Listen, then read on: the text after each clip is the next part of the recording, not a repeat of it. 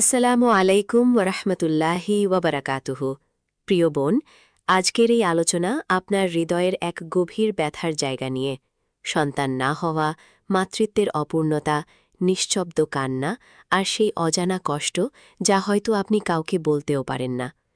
আপনি হয়তো রাতের অন্ধকারে আল্লাহর কাছে কেঁদেছেন। আপনি হয়তো ভেবেছেন সবাই মা হচ্ছে, আমি কেন না। আপনি হয়তো মানুষের কথা, সমাজের চাপ, পরিবারের দৃষ্টি সবকিছু একা সহ্য করছেন। কিন্তু আসসালামু আলাইকুম ওরহমতুল্লাহি ওয়াবারাকাতুহু। প্রিয় বোন, আজকের এই আলোচনা আপনার হৃদয়ের এক গভীর ব্যথার জায়গা নিয়ে। সন্তান না হওয়া, মাতৃত্বের অপূর্ণতা, নিশ্শব্দ কান্না আর সেই অজানা কষ্ট যা হয়তো আপনি কাউকে বলতেও পারেন না। আপনি হয়তো রাতের অন্ধকারে আল্লাহর কাছে কেঁদেছেন। আপনি হয়তো ভেবেছেন সবাই মা হচ্ছে, আমি কেন না। আপনি হয়তো মানুষের কথা, সমাজের চাপ, পরিবারের দৃষ্টি সবকিছু একা সহ্য করছেন। কিন্তু আজ আমি আপনাকে একটি প্রশ্ন করতে চাই। আপনি কি সত্যিই সঠিক জায়গায় চাচ্ছেন? আপনি কি সেই দরজায় কড়া নাড়ছেন যেই দরজা কখনো বন্ধ হয় না? দুঃখের বিষয়, আমাদের অনেক বোন এই কষ্টের সময় ভুল পথে চলে যান। কেউ ছুটে যান কবিরাজের কাছে, কেউ যান মাজারে, কেউ ভরসা করেন তাবিজ কবজ, ঝাড়ফুঁক কিংবা এমন কিছু জিনিসে যার কোনো ভিত্তি নেই কুরআন ও সহি হাদিসে। কিন্তু একটু থামুন, একটু চিন্তা করুন। যে আল্লাহ আপনাকে সৃষ্টি করেছেন, যে আল্লাহ হজরত জাকারিয়া আলাইহিস সালামকে বৃদ্ধ বয়সে সন্তান দিয়েছেন, যে আল্লাহ হজরত ইব্রাহিম আলাইহিস সালামকে অসম্ভব পরিস্থিতিতে সন্তান দিয়েছেন, আপনি কি সেই আল্লাহকে ছেড়ে অন্য কারো কাছে চাইছেন? আল্লাহ তাআলা কুরআনে বলেন, আল্লাহ যাকে ইচ্ছা কন্যা সন্তান দেন, যাকে ইচ্ছা পুত্র সন্তান দেন, অথবা কাউকে বন্ধা করে রাখেন। তিনি সর্বজ্ঞ, সর্বশক্তিমান। সূরা আশ-শূরা আয়াত ৪৯-৫০। এই আয়াত আমাদের একটি জিনিস পরিষ্কার করে দেয়: সন্তান দেওয়া বা না দেওয়া পুরোপুরি আল্লাহর হাতে। কোনো কবিরাজ, কোনো পীর, কোনো মাজার এটার উপর কোনো ক্ষমতা রাখে না। তাহলে প্রশ্ন হল, যদি সন্তান একমাত্র আল্লাহর পক্ষ থেকেই আসে, তাহলে আমরা কেন ভুল দরজায় যাই? আজকের এই আলোচনায় আমি আপনাকে দেখাবো কিভাবে একজন মুমিনা নারী আল্লাহর কাছে সন্তান চাইবে, কোরআন ও সহি হাদিসে কোন দোয়া ও আমল রয়েছে, কেন কবিরাজ, তাবিজ, মাজারে যাওয়া ঈমানের জন্য মারাত্মক ক্ষতিকর, এবং কিভাবে আপনি এই পরীক্ষা থেকে সফল হয়ে বের হতে পারেন। এই আলোচনা শুধু তথ্য না, এটা আপনার ঈমান বাঁচানোর জন্য, আপনার দোয়া কবুল হওয়ার জন্য এবং আপনার জীবনের দিক পরিবর্তনের জন্য। তাই মনোযোগ দিয়ে শুনুন, নিজেকে এই কথাগুলোর সাথে মিলিয়ে দেখুন, আর শেষ পর্যন্ত থাকুন, কারণ হয়তো এই ভিডিওটাই আপনার জীবনের টার্নিং পয়েন্ট হয়ে যাবে ইনশাআল্লাহ। চলুন শুরু করি। ১. সন্তান একটি নিয়ামত, পরীক্ষা এবং আল্লাহর হিকমা। প্রিয় বোন, প্রথমেই আমাদের একটি বিষয় একদম পরিষ্কার করে নিতে হবে: সন্তান হওয়া বা না হওয়া এটা কোনো কাকতালীয় বিষয় না, এটা আল্লাহর নির্ধারিত তাকদীর। আমরা সাধারণত ভাবি, আমি এত দোয়া করছি তবুও কেন সন্তান হচ্ছে না, অমুকের হলো, আমার কেন না। কিন্তু এই চিন্তাগুলোর পেছনে একটি বড় ভুল ধারণা আছে। আমরা দুনিয়াকে ফলাফল দিয়ে বিচার করি, কিন্তু আল্লাহ বিচার করেন হিকমা দিয়ে। আল্লাহ তাআলা কোরআনে স্পষ্টভাবে বলেন, আল্লাহরই জন্য আসমানসমূহ ও জমিনের রাজত্ব। তিনি যা ইচ্ছা সৃষ্টি করেন। তিনি যাকে ইচ্ছা কন্যা সন্তান দান করেন, যাকে ইচ্ছা পুত্র সন্তান দান করেন, অথবা তিনি উভয়ই দেন, আর যাকে ইচ্ছা বন্ধা করে রাখেন। নিশ্চয়ই তিনি সর্বজ্ঞ, সর্বশক্তিমান। সূরা আশ-শূরা আয়াত ৪৯-৫০। এই আয়াত থেকে আমরা ৩টি গভীর বাস্তবতা শিখি। ১. সন্তান আল্লাহর দান, মানুষের অধিকার না। আপনি যতই চেষ্টা করুন, চিকিৎসা করুন, পরিকল্পনা করুন, শেষ সিদ্ধান্ত আল্লাহর হাতেই, কারণ সন্তান কোনো অর্জন না, এটা একটি উপহার। ২. সন্তান না হওয়াও আল্লাহর পরিকল্পনার অংশ। অনেক সময় আমরা মনে করি, সন্তান না হওয়া মানে আমি বঞ্চিত। কিন্তু বাস্তবতা হল, আপনি জানেন না এই না হওয়ার ভেতরেই হয়তো আপনার জন্য বড় রহমত লুকিয়ে আছে।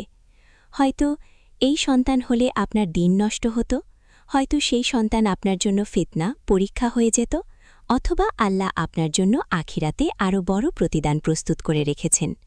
আল্লাহ তাআলা বলেন, হতে পারে তোমরা কোনো কিছু অপছন্দ করছ, অথচ তা তোমাদের জন্য কল্যাণকর, আর হতে পারে তোমরা কোনো কিছু ভালোবাসছ, অথচ তা তোমাদের জন্য অকল্যাণকর। আল্লাহ জানেন আর তোমরা জানো না। সূরা আল বাকারা আয়াত ২১৬। ৩ প্রতিটি অবস্থা একটি পরীক্ষা। যার সন্তান আছে সে পরীক্ষায় আছে, যার সন্তান নেই সেও পরীক্ষায় আছে। কিন্তু পার্থক্য হল কে আল্লাহর উপর ভরসা রাখে আর কে হতাশ হয়ে ভুল পথে চলে যায়। এখন একটি গুরুত্বপূর্ণ প্রশ্ন, আপনি এই পরীক্ষায় কিভাবে রিয়্যাক্ট করছেন? আপনি কি ধৈর্য ধরছেন এবং আল্লাহর দিকে ফিরে যাচ্ছেন, নাকি হতাশ হয়ে কবিরাজ, তাবিজ, মাজারের দিকে ছুটছেন? এটাই নির্ধারণ করবে এই পরীক্ষা আপনার জন্য রহমত হবে নাকি বিপদ। প্রিয় বোন, আপনি যদি সত্যিই সফল হতে চান তাহলে আপনাকে এই বাস্তবতা মেনে নিতে হবে। আমার জীবন, আমার দুঃখ, আমার চাওয়া সবকিছু আল্লাহর হাতে, আর আমি শুধু তার কাছেই চাইব। এই জায়গা থেকে আপনার ঈমানের যাত্রা শুরু হবে। ২ আল্লাহর কাছে কিভাবে সন্তান চাইবেন, কোরআন ও হাদিসের দোয়া ও পদ্ধতি। আসসালামু আলাইকুম ওয়ারাহমাতুল্লাহি ওয়াবারাকাতুহু। প্রিয় বোন, এখন আমরা সবচেয়ে গুরুত্বপূর্ণ জায়গায় আসছি। আপনি কিভাবে আল্লাহর কাছে সন্তান চাইবেন? এখানে অনেকেই একটি বড় ভুল করেন। তারা শুধু চাওয়া জানেন, কিন্তু চাওয়ার সঠিক পদ্ধতি জানেন না। দোয়া শুধু শব্দ না, দোয়া হল আপনার ঈমান, আপনার তাওয়াক্কুল, ভরসা আর আপনার অন্তরের অবস্থা। চলুন আমরা সরাসরি কোরআন থেকে শিখি। ১ হজরত জাকারিয়া আলাইহিসসালামের দোয়া, অসম্ভবকে সম্ভব করার দোয়া। হজরত জাকারিয়া আলাইহিসসালাম বৃদ্ধ ছিলেন, তার স্ত্রীও বন্ধ্যা ছিলেন। মানবিকভাবে সন্তান হওয়ার কোনো সম্ভাবনা ছিল না। কিন্তু তিনি হতাশ হননি। তিনি সরাসরি আল্লাহর কাছে চেয়েছেন। আল্লাহ তাআলা বলেন, হে আমার রব, আমাকে আপনার পক্ষ থেকে পবিত্র সন্তান দান করুন। নিশ্চয়ই আপনি দোয়া শ্রবণকারী। সূরা আলে ইমরান আয়াত ৩৮। আরেক জায়গায় তিনি বলেন, হে আমার রব, আমাকে একা নিঃসন্তান রেখে দিবেন না, আপনি তো সর্বোত্তম উত্তরাধিকারী। সূরা আল আম্বিয়া আয়াত ৮৯। দেখুন, তিনি কারো কাছে যাননি, কোনো মাধ্যম খোঁজেননি, সরাসরি আল্লাহর কাছে চেয়েছেন। এটাই হল প্রথম শিক্ষা। সরাসরি আল্লাহর কাছে চাইবেন, কোনো মধ্যস্থতাকারী ছাড়াই। ২ দোয়ার সময় কান্না, একাগ্রতা ও গোপনতা। আল্লাহ বলেন, যখন তিনি জাকারিয়া তার রবকে গোপনে ডাকলেন। সূরা মারিয়াম আয়াত ৩। এর মানে কি? দোয়া শুধু মুখের শব্দ না, হৃদয়ের কান্না হতে হবে। লোক দেখানো দোয়া না, একান্ত নির্জনে আল্লাহর সাথে কথা বলা, নিজের অসহায়ত্ব স্বীকার করা। আপনি কি কখনো একা রাতে উঠে কাঁদতে কাঁদতে আল্লাহকে বলেছেন, ইয়া আল্লাহ, আপনি ছাড়া আমার কেউ নেই? এই দোয়া আল্লাহ ফিরিয়ে দেন না। ৩ দোয়ার আগে নিজের অবস্থা ঠিক করা। অনেকে অভিযোগ করেন, আমি এত দোয়া করছি, কবুল হচ্ছে না। কিন্তু প্রশ্ন হল, আপনার জীবন কি দোয়ার উপযুক্ত? রাসূলুল্লাহ সাল্লাল্লাহু আলাইহি ওয়াসাল্লাম বলেছেন, এক ব্যক্তি দীর্ঘ সফরে এলোমেলো চুলে ধূলিময় অবস্থায় হাত তুলে দোয়া করে, হে আমার রব, হে আমার রব, কিন্তু তার খাদ্য হারাম, পানীয় হারাম, পোশাক হারাম, তাহলে তার দোয়া কিভাবে কবুল হবে? সহিহ মুসলিম। এখানে কঠিন একটি সত্য আছে। হারাম আয়, গুনাহে ভরা জীবন দোয়ার কবুল হওয়ার পথে বড় বাধা। তাই নিজেকে জিজ্ঞেস করুন, আমার ইনকাম কি হালাল? আমি কি নামাজ ঠিকমতো পড়ছি? আমি কি গুনাহ থেকে দূরে আছি? আপনি দোয়া করছেন কিন্তু জীবন ঠিক করছেন না, এটা কৌশলগত ভুল। ৪ দোয়ার সাথে ধৈর্য, সবর রাখা। রাসূলুল্লাহ সাল্লাল্লাহু আলাইহি ওয়াসাল্লাম বলেছেন, তোমাদের দোয়া কবুল হয় যতক্ষণ না সে তাড়াহুড়ো করে বলে, আমি দোয়া করেছি কিন্তু কবুল হল না। সহিহ বুখারী, সহিহ মুসলিম। মানে, দোয়া করবেন, তারপর অপেক্ষা করবেন, হতাশ হবেন না। সময় লাগলেও বিশ্বাস রাখবেন, আল্লাহ শুনছেন। কারণ আল্লাহ ৩ ভাবে দোয়া কবুল করেন। ১ যা চেয়েছেন তা দিয়ে দেন। ২ এর চেয়ে ভালো কিছু দেন, অথবা আখিরাতের জন্য জমা রাখেন। ৫ দোয়ার সাথে আমল যুক্ত করুন। শুধু দোয়া না, কিছু আমল আপনার দোয়ার শক্তি বাড়ায়। নিয়মিত নামাজ, বিশেষ করে তাহাজ্জুদ, ইস্তিগফার, আস্তাগফিরুল্লাহ বেশি বেশি পড়া, দান সৎকা করা, কুরআন তেলাওয়াত। আল্লাহ বলেন, তোমরা তোমাদের রবের কাছে ক্ষমা প্রার্থনা করো, তিনি তোমাদেরকে সম্পদ ও সন্তান দিয়ে সাহায্য করবেন। সূরা নূহ আয়াত ১০-১২। উপরের লেখাগুলো পড়ে শোনাও। দেখুন, ইস্তেগফারের সাথে সন্তান পাওয়ার সম্পর্ক আল্লাহ নিজেই বলেছেন। প্রিয় বোন, আপনি যদি সত্যিই সন্তান চান তাহলে আপনার স্ট্র্যাটেজি বদলাতে হবে। ভুল দরজা বন্ধ করে সঠিক দরজা খুলতে হবে। কবিরাজ, তাবিজ, মাজার এগুলো শর্টকাট মনে হয়, কিন্তু এগুলো আপনাকে আল্লাহ থেকে দূরে নিয়ে যায়। আর আল্লাহ থেকে দূরে গিয়ে কোনো চাওয়া কখনো পূর্ণ হয় না। ৩. কবিরাজ, তাবিজ, মাজার কেন এই পথ ঈমানের জন্য মারাত্মক ঝুঁকি? প্রিয় বোন, এখন আমরা এমন একটি বিষয় নিয়ে কথা বলবো যেটা অনেকেই এড়িয়ে যেতে চান, কিন্তু সত্যটা খুবই স্পষ্ট ও কঠিন। সন্তান না হওয়ার কষ্টে অনেক বোন ভুল দরজায় গিয়ে দাঁড়ান। কেউ বলেন শেষ চেষ্টা এসে দে কবিরাজের কাছে যায়। কেউ বলেন মাজারে গিয়ে মান্নত করলে হয়তো হবে। কেউ তাবিজ কবচ পরে আশায় থাকেন, এতে হয়তো উপকার হবে। চলুন এই চিন্তাগুলোকে আমরা আবেগ দিয়ে না, কুরআন ও সহি হাদিস দিয়ে বিচার করি। ১. সাহায্য চাওয়ার একমাত্র অধিকার আল্লাহর। আল্লাহ তাআলা বলেন, আর মসজিদসমূহ আল্লাহর জন্য, সুতরাং তোমরা আল্লাহর সাথে অন্য কাউকে ডেকো না। সূরা আল জিন, আয়াত ১৮। আরেক জায়গায় আপনি বলুন, আমি তো শুধু আমার রবকেই ডাকি এবং তার সাথে কাউকে শরিক করি না। সূরা আল জিন, আয়াত ২০। এখানে একটি মৌলিক নীতি পরিষ্কার। দোয়া, আশা, নির্ভরতা সব কিছু একমাত্র আল্লাহর জন্য। তাহলে প্রশ্ন হল, আপনি যখন মাজারে গিয়ে বলেন, বাবা আমাকে সন্তান দাও, তখন আপনি কাকে ডাকছেন? এটা কি আল্লাহর অধিকারকে অন্য কারো কাছে দিয়ে দেওয়া না? ২. তাবিজ কবজ কেন এটি বিপজ্জনক? রাসূলুল্লাহ সাল্লাল্লাহু আলাইহি ওয়াসাল্লাম বলেছেন, যে ব্যক্তি তাবিজ ঝুলালো সে শিরক করল। মুসনাদে আহমদ। এই হাদিস আমাদের চমকে দেয়, কারণ অনেকেই মনে করেন এটা তো শুধু একটা মাধ্যম। কিন্তু ইসলাম খুব স্পষ্ট। যদি আপনি বিশ্বাস করেন এই তাবিজ আপনার উপকার করবে, তাহলে আপনি এমন কিছুর উপর ভরসা করছেন যার কোনো ক্ষমতা আল্লাহ দেননি। এটা ছোট মনে হলেও এটাই শিরকের দরজা খুলে দেয়। ৩. কবিরাজ ও ঝাড়ফুঁক বাস্তবতা কি? এখন এখানে একটি সূক্ষ্ম বিষয় আছে। কুরআনের আয়াত দিয়ে রুকিয়া, ঝাড়ফুঁক করা যদি সঠিক আকীদায় হয় সেটা জায়েজ, কিন্তু কবিরাজদের অনেক কাজ শিরক, জিনের সাহায্য নেওয়া, অজানা মন্ত্র এসব হারাম। আপনি কি নিশ্চিত যার কাছে যাচ্ছেন সে কুরআন সুন্নাহর উপর আছে, নাকি সে এমন কিছু করছে যা আপনার ঈমানকেই ঝুঁকির মধ্যে ফেলছে? অন্ধভাবে ভরসা করা এখানে সবচেয়ে বড় বিপদ। ৪. শয়তানের কৌশল, সহজ সমাধানের ফাঁদ। শয়তান কখনো সরাসরি বলে না তুমি শিরক করো। সে বলে, একবার চেষ্টা করে দেখো, এতে ক্ষতি কি? এত মানুষ তো করছে। এটাই তার কৌশল, ধীরে ধীরে আপনাকে আল্লাহ থেকে দূরে সরানো। প্রিয় বোন, একটা জিনিস মনে রাখবেন, যেই সমাধান আপনাকে আল্লাহ থেকে দূরে নেয় সেটা কখনোই প্রকৃত সমাধান না।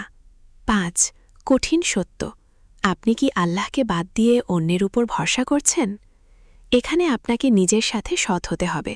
আপনি কি সরাসরি আল্লাহর কাছে চাইছেন, নাকি অন্য কোনো শর্টকাট খুঁজছেন? কারণ তাওহীদের সাথে শর্টকাট চলে না। আপনি একদিকে নামাজ পড়বেন, আরেকদিকে তাবিজে বিশ্বাস করবেন। এই দ্বৈততা, ডাবল মাইন্ডসেট আপনাকে ভেতর থেকে দুর্বল করে দেয়। আপনার লক্ষ্য যদি সন্তান পাওয়া হয়, তাহলে আপনি যে কোনো পথ নিতে পারেন, কিন্তু আপনার লক্ষ্য যদি আল্লাহকে সন্তুষ্ট করা হয়, তাহলে আপনাকে সঠিক পথেই থাকতে হবে, ইভেন যদি সময় লাগে। আর আশ্চর্যের বিষয় হল, যারা আল্লাহকে অগ্রাধিকার দেয়, আল্লাহ তাদের দুনিয়া ও আখিরাত দুটোই ঠিক করে দেন। প্রিয় বোন, আপনার কষ্ট বাস্তব, আপনার চাওয়া বৈধ, কিন্তু আপনার পথ সঠিক হতে হবে। ভুল পথে গিয়ে আপনি হয়তো সাময়িক আশা পাবেন, কিন্তু আপনি আপনার ঈমান হারানোর ঝুঁকি নিচ্ছেন। এখন সিদ্ধান্ত আপনার। আপনি কি ধৈর্য ধরে আল্লাহর উপর ভরসা করবেন, নাকি সহজ মনে হওয়া ভুল পথে পা বাড়াবেন? ৪. ধৈর্য, তাওয়াক্কুল ও আমল কিভাবে এই পরীক্ষায় সফল হবেন? প্রিয় বোন, এখন আমরা মূল জায়গায় আসছি। এই পরীক্ষায় আপনি কিভাবে জিতবেন?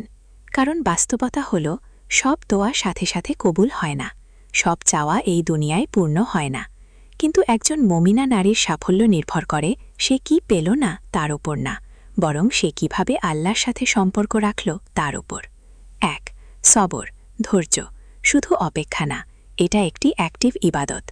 অনেকে মনে করেন ধৈর্য মানে চুপচাপ বসে থাকা। এটা ভুল। ইসলামে সবর মানে কষ্টের মধ্যেও আল্লাহর আদেশ মেনে চলা, গুনাহ থেকে বেঁচে থাকা আর আশা না হারানো। আল্লাহ তাআলা বলেন, নিশ্চয়ই আল্লাহ ধৈর্যশীলদের সাথে আছেন।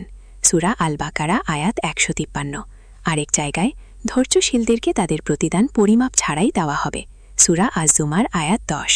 এখানে একটা শক্তিশালী পয়েন্ট আছে। আপনি এখন যে কষ্ট সহ্য করছেন, এটা বৃথা যাচ্ছে না। আল্লাহ প্রতিটি মুহূর্ত হিসাব করে রাখছেন। ২. তাওয়াক্কুল, আল্লাহর উপর ভরসা, কিন্তু সঠিকভাবে। তাওয়াক্কুল মানে আমি কিছুই করব না, শুধু আল্লাহর উপর ছেড়ে দিলাম, এটা না। বরং আপনি চিকিৎসা করবেন হালাল ও বৈধ উপায়ে। আপনি দোয়া করবেন, আপনি আমল করবেন, তারপর ফলাফল আল্লাহর উপর ছেড়ে দেবেন। রাসূলুল্লাহ সাল্লাল্লাহু আলাইহি ওয়াসাল্লাম বলেছেন, তুমি উটকে আগে বেঁধে রাখো, তারপর আল্লাহর উপর ভরসা করো। তিরমিজি। এই হাদিস আমাদের একটি ব্যালেন্স শেখায়। ৩. আল্লাহর সাথে সম্পর্ক শক্ত করা, এটাই আসল চাবিকাঠি। এখন একটি গভীর প্রশ্ন, আপনি কি আল্লাহকে শুধু চাওয়ার সময় মনে করেন, নাকি আপনার প্রতিদিনের জীবনে আল্লাহ আছেন? কারণ আল্লাহর সাথে সম্পর্ক যত গভীর হবে, আপনার দোয়া তত শক্তিশালী হবে। কিছু প্র্যাকটিক্যাল ধাপ: ৫ ওয়াক্ত নামাজ ঠিক করা, সময় মতো। তাহাজ্জুদ, যদি পারেন সপ্তাহে ২-৩ দিন হলেও, ২ রাকাত হলেও। প্রতিদিন কোরআন তিলাওয়াত। নিয়মিত ইস্তেগফার, কমপক্ষে ১০০ বার। দরুদ শরীফ বেশি বেশি পড়া।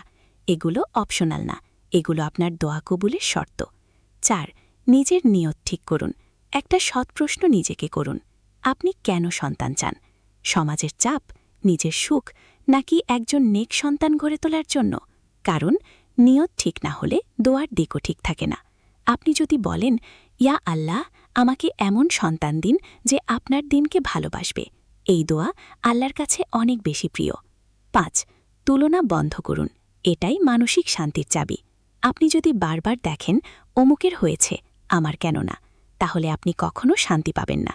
কারণ আল্লাহ সবার জন্য আলাদা পরিকল্পনা রেখেছেন। রাসূলুল্লাহ সাল্লাল্লাহু আলাইহি ওয়াসাল্লাম বলেছেন, তোমরা তোমাদের চেয়ে নিচের অবস্থার লোকদের দিকে তাকাও, এতে তোমরা আল্লাহর নিয়ামতকে ছোট মনে করবে না। সাহিহ মুসলিম। এই হাদিস আমাদের মানসিকতা পরিবর্তন করে। যা নেই সেটা নিয়ে না ভেবে, যা আছে সেটা নিয়ে আল্লাহর শুকর আদায় করুন। ৬. কষ্টকে সুযোগে পরিণত করুন। এখানে একটা শক্তিশালী দৃষ্টিভঙ্গি। আমি কেন, এই প্রশ্ন আপনাকে দুর্বল করে। এখন আমি কি করব, এই প্রশ্ন আপনাকে শক্তিশালী করে। আপনি এই সময়টাকে ব্যবহার করতে পারেন নিজের ঈমান শক্ত করতে, এলম জ্ঞান অর্জন করতে, অন্যদের সাহায্য করতে, নিজের আখিরাত করতে। কারণ সন্তান থাকুক বা না থাকুক, আপনার জান্নাতের পথ সবসময় খোলা। প্রিয় বোন, এই দুনিয়া সাময়িক, এই কষ্টও সাময়িক, কিন্তু আপনি যদি এই পরীক্ষায় সঠিকভাবে চলেন, তাহলে এর প্রতিদান চিরস্থায়ী হবে। উপরের লেখাগুলো পড়ে শোনাও। আল্লাহ আপনাকে দেখছেন, আপনার কান্না শুনছেন, আপনার প্রতিটি দোয়া সংরক্ষণ করছেন। আপনি হেরে যাননি, আপনি শুধু পরীক্ষার মধ্যে আছেন। ৫. শক্তিশালী দোয়া, দৈনিক আমল ও একটি বাস্তব রুটিন, যা আপনার জীবন বদলে দিতে পারে। প্রিয় বোন, এখন আমরা একদম প্র্যাকটিক্যাল জায়গায় আসছি। আপনি প্রতিদিন কি করবেন, কোন দোয়া পড়বেন, কিভাবে নিজের জীবনকে এমনভাবে সাজাবেন যাতে আল্লাহর রহমত নেমে আসে। অনেকেই শুধু আবেগে দোয়া করেন, কিন্তু ধারাবাহিকতা রাখেন না। ১. দৈনিক দোয়া, যেগুলো আপনি নিয়মিত পড়বেন। ১. হজরত জাকারিয়া আলাইহাসালামের দোয়া, রব্বি হাবলি মিল্লাদুনকা জুররিয়াতান তাইয়িবা ইন্নাকা সামিউদ্দোয়া, সূরা আলে ইমরান আয়াত ৩৮। ২. নিঃসন্তান না রাখার দোয়া, রব্বি লা তাজারনি ফারদাউ ওয়া আন্তা খাইরুল ওয়ারিসিন, সূরা আল আম্বিয়া আয়াত ৮৯। প্রতিদিন অন্তত ১০-২০ বার পড়ুন। শুধু পড়া না, অর্থ বুঝে অনুভব নিয়ে পড়ুন। ২. ইস্তিগফার, গোপন শক্তি। আল্লাহ নিজেই বলেছেন, তোমরা তোমাদের রবের কাছে ক্ষমা চাও, তিনি তোমাদের সম্পদ ও সন্তান দিয়ে সাহায্য করবেন। সূরা নূহ আয়াত ১০-১২। প্রতিদিন কমপক্ষে ১০০-৩০০ বার আস্তাগফিরুল্লাহ, ধীরে ধীরে ৫০০+ নিয়ে যান। ৩. তাহাজ্জুদ, আপনার গোপন অস্ত্র। রাতের শেষ অংশে যখন সবাই ঘুমায়, আল্লাহ নেমে আসেন শহীদ হাদিস অনুযায়ী এবং বলেন, কে আছে যে আমার কাছে চাইবে? এই সময়ের দোয়া সরাসরি আল্লাহর দরবারে পৌঁছে যায়। সপ্তাহে অন্তত ৩ দিন শুরু করুন। ২ রাকাত হলেও নিয়মিত পড়ুন। সিজদায় বেশি সময় নিয়ে কাঁদুন, নিজের ভাষায় বলুন। ৪. দান সৎকা, দোয়া কবুলের শর্ত। রাসূলুল্লাহ সাল্লাল্লাহু আলাইহাসাল্লাম বলেছেন, সৎকা বিপদ দূর করে। তিরমিজি। আপনি যদি সত্যিই চান আল্লাহ আপনার জন্য দরজা খুলে দিন, তাহলে নিয়মিত কিছু না কিছু দান করুন। সপ্তাহে একদিন নির্দিষ্ট করুন, অল্প হলেও ধারাবাহিক রাখুন। 5 একটি সম্পূর্ণ দৈনিক রুটিন। সকাল ফজর নামাজ প্লাস দোয়া, 100 বার ইস্তেগফার, 10 থেকে 15 মিনিট কোরআন তিলাওয়াত। দুপুর বিকাল যে কোনো সময় 50 থেকে 100 বার দোয়া, উপরের দোয়াগুলো। একটো তো ভালো কাজ, সৎকা বা কারো সাহায্য। এশার নামাজ ঘুমানোর আগে 100+ ইস্তেগফার, সম্ভব হলে তাহাজ্জুদ। 6 একটি বাস্তব সত্য, আপনি কি ধারাবাহিকতায় রাখতে পারবেন? আপনি কি 7 দিন এই রুটিন ধরে রাখতে পারবেন, নাকি 2 দিন পরে ছেড়ে দেবেন? কারণ সমস্যা দোয়ায় না, সমস্যা ধারাবাহিকতায়। আপনি যদি আল্লাহকে প্রাধান্য না দেন তাহলে দোয়া দুর্বল হবে, কিন্তু যদি আল্লাহকে প্রাধান্য দেন তাহলে আপনার দোয়া শক্তিশালী হবে। প্রিয় বোন, আপনি যদি এই রুটিন মেনে চলেন, আপনার ঈমান বদলাবে, আপনার হৃদয় শান্ত হবে, আর ইনশাআল্লাহ আল্লাহ আপনার জন্য এমন কিছু ঠিক করবেন যা আপনি কল্পনাও করেননি। মনে রাখুন, আপনার কাজ চেষ্টা করা, ফল দেওয়া আল্লাহর কাজ। 6 আপনার সিদ্ধান্তই আপনার ভবিষ্যৎ নির্ধারণ করবে।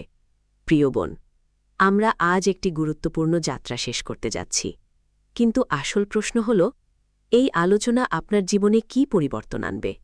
কারণ শুধু শোনা, আবেগ অনুভব করা এগুলো যথেষ্ট না।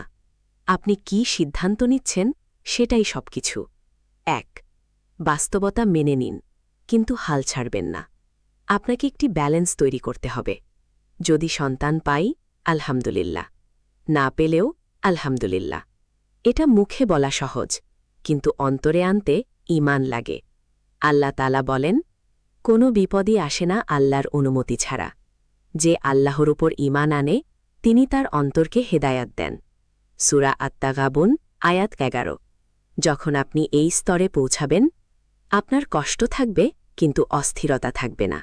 2 নিজের লক্ষ্য ঠিক করুন, দুনিয়া না আখিরাত। প্রিয় বোনেরা, মা হওয়া দুনিয়ার সাফল্য, জান্নাত পাওয়া চিরস্থায়ী সাফল্য। আপনি যদি দুনিয়াকে প্রায়োরিটি দেন তাহলে কষ্ট আপনাকে ভেঙে দেবে, কিন্তু যদি আখিরাতকে প্রায়োরিটি দেন, কষ্ট আপনাকে শক্তিশালী করবে।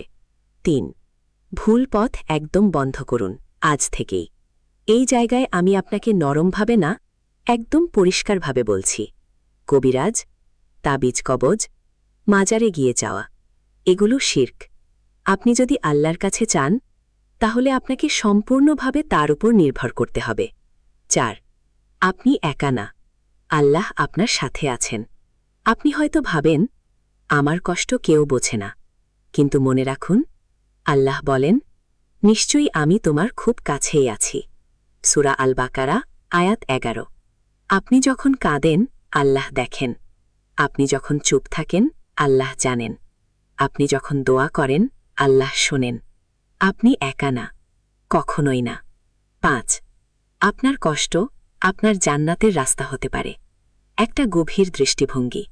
হয়তো এই কষ্টই আপনাকে আল্লাহর কাছে নিয়ে এসেছে, হয়তো এই দোয়া, এই কান্না আপনার জান্নাতের কারণ হবে।